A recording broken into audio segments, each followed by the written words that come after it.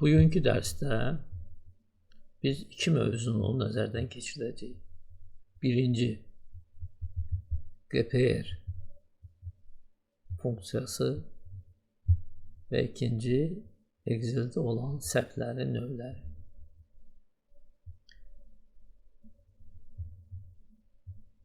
GPR funksiyası VPR funksiyası ilə oxşardır. Yəni, VPR funksiyasını keçən dərsdə keçdik. İngilis dilində onun adı gedir HLOOKUP. Fərq ondadır ki, VPR funksiyasında axtarış yuxarıdan aşağı gedir. Yəni, şaquli vəziyyətdə gedir. GPR funksiyasında isə qorizontalni poisk informasiya rus dilində belə gedir. Axtarış soldan sağa gedir. Fərq yalnız bundadır. İndi həmin funksiyanı göstərəcəyəm. Keçən dərsdə bu cədvəllərimiz bizdə var idi. Həmin cədvəllərin üstündə görürsünüz, VPR funksiyasını istifadə edirdik. İndi VPR funksiyasının yerinə GPR funksiyasını istifadə edəcəyik. Gəl bu cədvəli mən yox edeyim, bu bizə lazımdır. Çünki bu cədvəllə bu cədvəl eynidir. Burada yalnız malın adını tapırdıq. Burada isə malın adını tapırdıq və qiyməti tapırdıq. Bunu sildim. Burada bu sütunla bu sütunu da silmək olar. Bunlar da lazım deyil.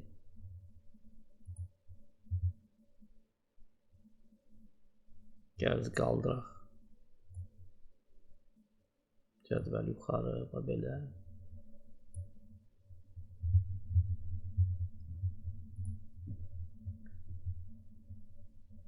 İndi bu bazanı, yəni ikinci cədvəli haradan ki biz məlumat götürdük, biraz transformasiya edirik. Yəni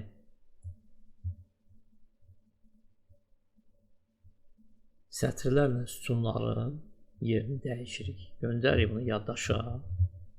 Deyək ki, bax, bura qoyaq. Və yaddaşdan gətirir, amma bu əməliyyatla transponировать. Yəni deyirəm, başlıqları dəyişirik. Yəni sətirlə sütunların yerlərini dəyişirik. Görürsünüz, artıq artikul, malın adı, qiymət belə yerləşir. Burada görürsünüz, müəyyən qiymətlər yerləşmir. Artırmaq olar belə. Belə. İndi bax, bu cədvəlini alacağıq. Yəni, bu malın adını və qiyməti bu cədvəldir. Buradan yox, məhz buradan alırıq. Gəl, bir dənə də buradan boş yer qoyun, belə. Yəni, artıq bu cədvəldən alacağıq. Görürsünüz, burada şaquli vəziyyətdədir məlumat, burada üfüqüdür, belə. Gəl, bu cədvəldə mən köçürüm bura. Belə eləyək. Burada VPR-i yox eləyirik. Gəl, qiyməti də köçürüm bura. Belə. Biz burada malın adını tapırıq. Yəni 152.860 artikuluna aid olan malın adını tapırıq. Yəni soyuducu olmalıdır. Basırıq bərabərdir. GPR. Seçdik. Keçirik funksiyaya. Belə bir cədvəl açılır. İskomoy значение. Yəni nəyin əsasında axtarış edəcəyik? Artikulun adını. Basırıq bura. Cədvəl. Yəni bu cədvəl bizdə olacaq. Bu cədvəl belə axıra qədər aparırıq. Bura qədər. Sətr nömrəsi. Bizdə malın adını tapırıq. Yəni sətr ikinci olacaq. İnterval pasmodr keçən dəfə dedim ki, VPR funksiyasına baxanda burada 0 yığırıq. Yəni birə-bir malların adları olmalıdır. Okey. Baxırıq. Görürsünüz, soyuducu gəldi. Dartırıq indi aşağı. 152.860. 152.860 soyuducudur. Dartırıq aşağı. Və ikinci fərq. Burada görürsünüz, sürüşmə gedir. İstinad söhbətidir. GPR ilə VPR arasında ikinci fərqdir. Burada gərək mütləq istinad istifadə edək. Yəni ki, Bax burada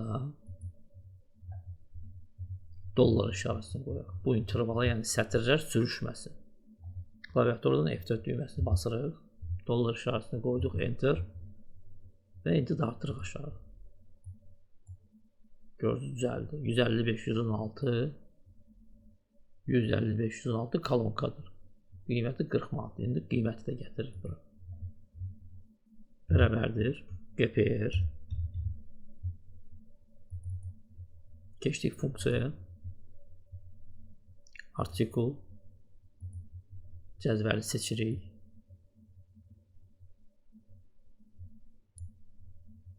Sətrin nömrəsi artıq bizdə qiymətdir.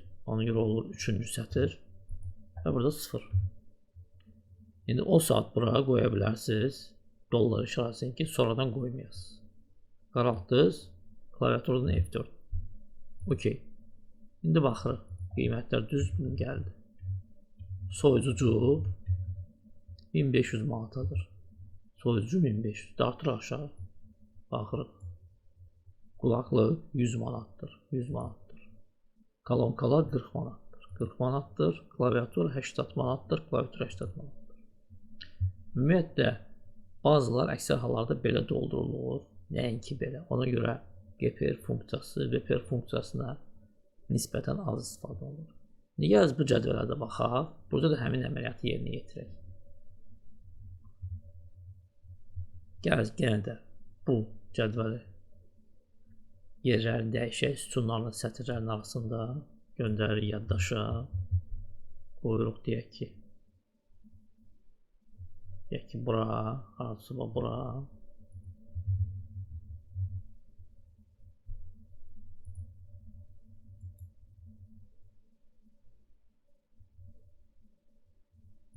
Belə. Bu cədvəli yenə köçürürük. Deyək ki, bura. VPR-i yox eləyirik funksiyasını. Və GPR funksiyasını istifadə edirik. Bərabərdir. GPR. Keçirik funksiyaya. Axtardığımız məlumat. Soyad. Cədvəl. Yəni bu cədvəl olacaq. Artıq burada cədvəl heç nə yoxdur. Belə də seçmək olar. Sətirləri. Hansı sətr bizə lazımdır? Təbii ki, birinci. Çünki soyad lazımdır bizə. Yığırıq 1, burada 0. Və yenə də burada mütləq istinad lazımdır. Yəni dollar işarəsini qoyuruq qabağa. Yəni deyirəm, burada da qoya bilərsiniz, sonra da qoya bilərsiniz. Okey. Dartırıq aşağı. Və fikir veririz, birə-bir bu cədvəllə uyğun gəldi. Bu belə. GPR funksiyası. İndi keçirik səhvlərə.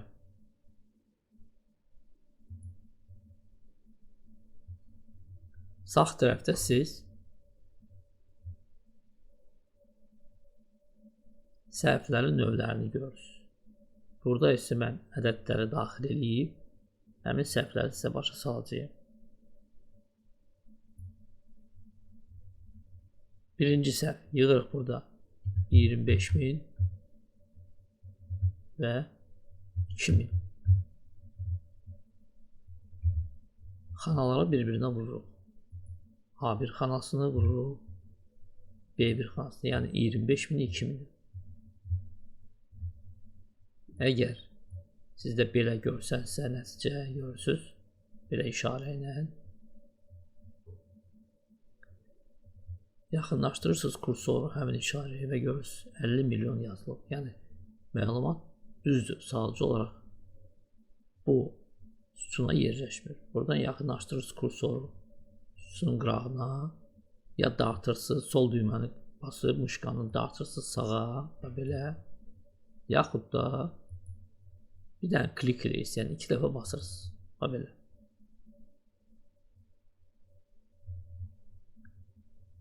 İkinci səhv 25, 0. İndi 0-a bölmə gedəcək.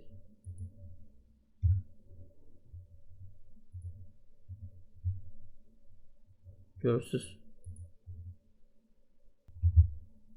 Belə bir səhv çıxır. Bu səhvi düzəltmək üçün kifayətdir ki, burada bir dənə ədəd yığası. İstənilən bir ədəd. Tutalım 2. Görürsünüz. Səhv düzəlir. Qaytaraq. Gəzindi. Üçüncü səhvə baxaq. Yığırıq 57,5. Burada 3. Burada yenə də 3. Burada 57,5. Şimdi burada bölməni edirik.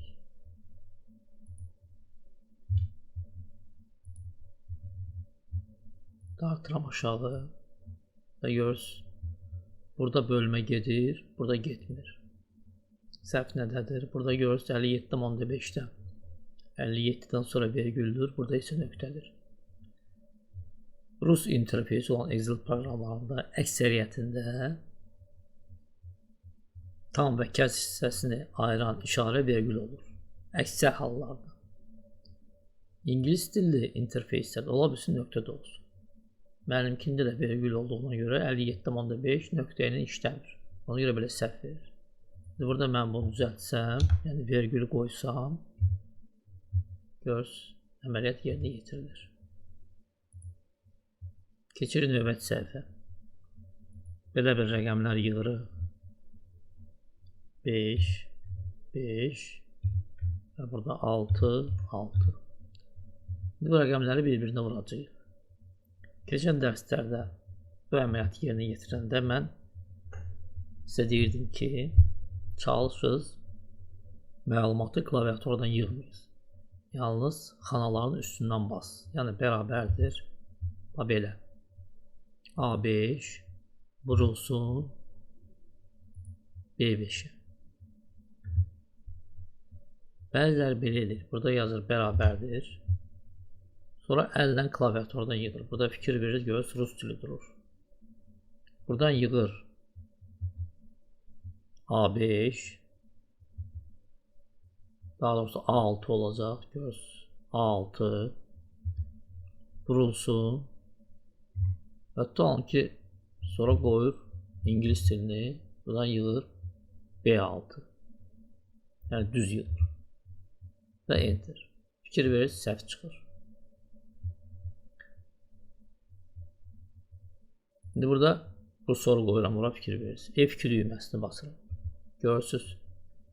Xanaların ikisi də başqa rəng alır. Biri göy, biri qırmızı. Bura qoysam eyni şeydir. Görürsünüz. Biri göy, biri qırmızı. Bura qoysam fikir verirsiniz. F2'ni basıram.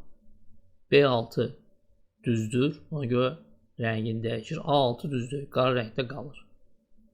Səhvi düzəltmək üçün keçirsiniz bura. Ya A hərfini silib İngilis A-sını yığırsınız. Yaxud da belə silib elə A6'nın üstündən bir dəfə basırsınız. Görürsünüz artıq A6 da başqa rəng aldı. Enter düyməsini basırsınız. Görürsünüz düzəlir əməliyyat. Keçirin növbəti səhvə. Burada belə bir ifadə yığırıq.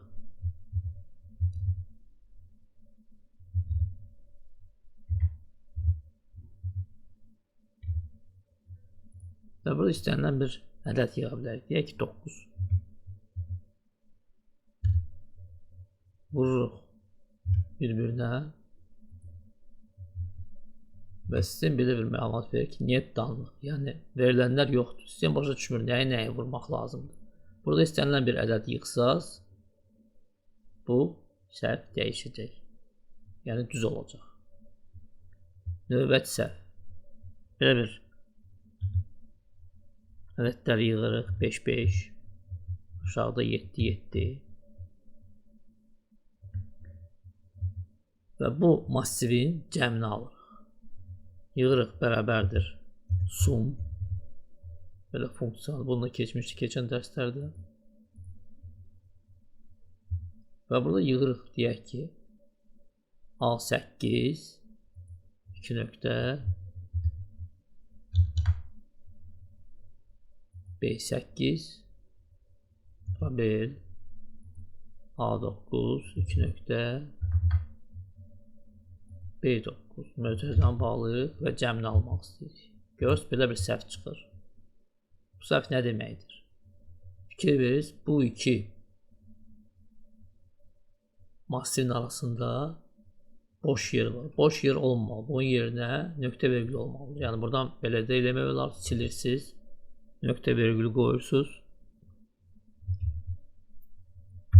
Enter düyməsi. Ya ikinci variant. Keçirsiniz funksiyaya. Buradan bu pəncərədən bu hissəni yığışdırırsınız. Boşluğu buradan silirsiniz. Keçirsiniz ikinci qrafaya və həmin məlumatı qoyursunuz. Və OK düyməsini basırsınız. Görürsünüz. Düzəldi hər şey. Növbəti səhv. Burada bir ədəd yığırıq. Daxil ki 5. Və burada cəm almaq istəyirik. Bu xanada olan ədədlə və bu vərəqdə olan hansısa bir ədədlə deyək ki, və burada bir dənə 10 rəqəmini yığırıq. Görürsünüz F50. Yəni GP səhifəsində F50-nin cəmini alacağıq. Aha 10-la. Yazarıq bərabərdir sum. Keçirik funksiyaya. Birinci ədəd A10. İkinci ədəd. Keçirik. GP vərəqinə. Yığdıq.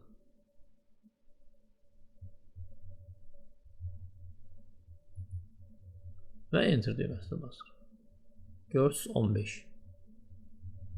Sum A10, yəni bu ədəd və GP səhifəsində F50. GP səhifəsində F50. Cəmi 10, üstəgəl 5 eləyir 15. İndi tutalım ki, bir müddətdən sonra nəsə yadınızdan çıxır, nəsə bu sütunsa lazımdır, bu sütunu yox eləyirsiniz. Yox eləyən kimi görürsünüz. Burada bir səhv çıxır. Sılqa. Yəni istinad yoxdur. Sistem başa düşmür. Nəyinin nəyi toplamaq lazımdır. Və belə səhv çıxa bilər. Biraz qaytaraq sütunu yerinə.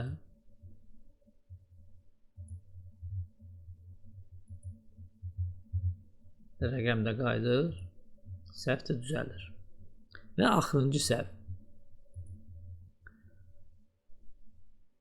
Tutalım ki, belə bir rəqəm yığırıq. Stepin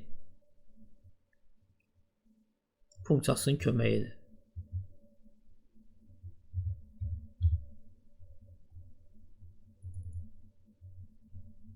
Bunu da keçən dərsdə keçmişdi. Burada ədəd yığırıq. Deyək ki 9.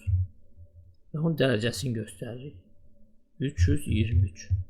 Yəni 9 qüvvətdə 323 olacaq. Böyük bir ədəddir. Təbii ki.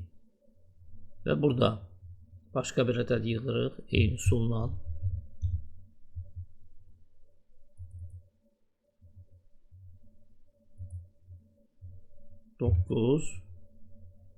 Deyək ki 324.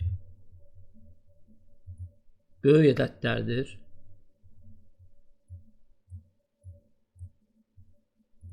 Yaxşı, istəyirsiniz bunu da 323 eləyək. Yəni görsənsin belə. Görürsünüz. Və bu ədədləri bir-birinə vururuq.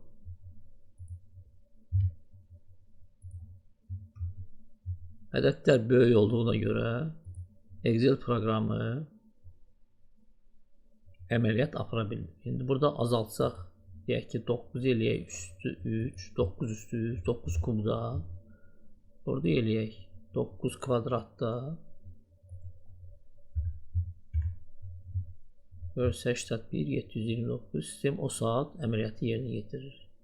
Yəni bu ədədi bu arada vurdurur. Amma böyük ədədlər olanda, lap böyük ədədlər olanda, yəni Excel gücü çatmır və əməliyyatı yerinə yetirə bilmir. Bu belə. Və axırıncı nə demək istəyirəm? Görürsünüz, bu səhv məlumatı sistem verir. Tutalım ki, siz istəmirsiniz ki, sistemin məlumatını ekranda görəsiniz, yəni görsənsiniz. Siz öz məlumatınızı verirsiniz. Məsəl üçün, burada yazarsınız ki, deyil bölünsün, 0 yox. Yəni, 0-a bölmək olmaz. Belə bir məlumat vermək istəyirsiniz. Onda neyiniz? Keçən dərslərdə keçmişdi belə bir funksiyanı. Yesli aşıbqa. Əgər səhvdirsə, yığırıq bərabərdir. Yesli. Aşıpka ve göz seçtiniz. Keçdiniz funksiyaya. Ve burada göstəririz. Əgər hər şey düzdürsə, onda bu məlumat olacaq. Yox, əgər səhvdirsə, onda dırnaq arası yığırsınız. Deyək ki, sıfıra bölmək olmaz.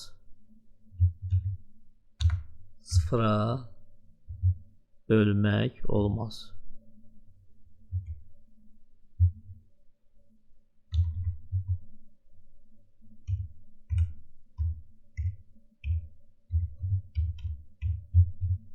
Və belə. Gəl yoxlayaq. Görürsünüz, burada sıfıra bölmə olduğuna görə məlumat çıxır ki, sıfıra bölmək olmaz. Burada bir dənə 5 yazım. O saat nəticə görürsünüz 5 olur. Qaytarıram sıfırı və yeni səhv çıxır. Bu məlumatı burada yerləşdirmək olardı ki, bu məlumat görsənməsin, sistemin məlumatı görsənməsin. Daha sonra mən burada elədim ki, sizə daha aydın olsun. İndi bu funksiyanı keçirdirik bura. Burada fikir verir C2'dir. Yəni C2'dir. Burada isə A2 bölünsün B2'yədir. Yəni C2'ni A2 bölünsün B2'ni burada əvəz edəcəyik. Gəl bunu kopyalayaq. Təzədən yazmamaq üçün kopyaladıq. Escape düyməsini basırıq. Keçirik bura. Burada bunu silirik. Funksiyanı qoyuruq və C2'nin yerinə yazırıq A2 bölünsün B2'yə. A2 bölünsün B2'yə və enter düyməsini basırıq. Artıq bu bizə lazım deyil. Buranı böyüdək. Belə. Görürsünüz, sıfıra bölmək olmaz. Səhv çıxır. Əgər burada istənilən bir ədəd yığsam, görürsünüz, həmin ədəd görsənir. Qaytarıram sıfırı. O saat bizim məlumat çıxır ki, sıfıra bölmək olmaz. Bununla bu dərs yekunlaşır.